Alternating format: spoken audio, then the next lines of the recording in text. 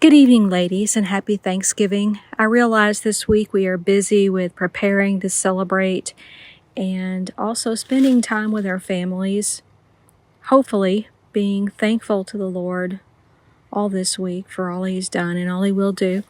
But I wanted to send you just a short message as a bridge between last week and the next week when we meet again.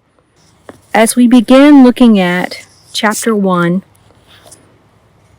of Experiencing God, I was really struck by the beginning of it and wanted to share just a few things about that for a moment. He tells a story about experiencing God's protection. He and his family had a near miss with a very serious accident. But it had been a miracle that they escaped it. And what he said was, "I had known that God was my protector since I was a little boy. Yet on that day I experienced His divine safeguarding. There's a world of difference between knowing something to be true in your head and experiencing the reality of it in your life. When we finally arrived at our destination that evening, I had a profound, new experiential understanding of God as my protector." And the key phrase being experiential understanding. This is what we want to gain from this book. This is what we want to achieve in the coming year, is to have a true, genuine, personal, experiential understanding of who God is. As I looked up the definition of knowing, I found that there were 6 of them. And I'm actually going to come back to these as we go through the book as sort of touch points in trying to see where we are in our journey of experiencing God. So, 6 ways of knowing. 1 is to perceive or to understand as fact or truth. 2, to have established or fixed in the mind or memory. 3, to be cognizant or aware of.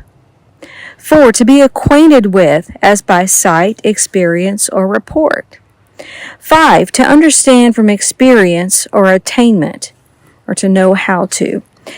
6, to be able to distinguish as one from another. Number 6 brings us to a verse I'd like to share for us to think about throughout the week as we read chapter 1. John 10, verse 4, the words of Jesus. "I am the good shepherd. I know my own sheep, and they know me." And this week, as I was substituting in a Sunday school class with some elementary age boys, they pointed out to me that clearly God knows us. And certainly are sure that that's not a question. God does know us. The real question is, how well do we know Him? It takes that kind of mutual knowledge to build a relationship.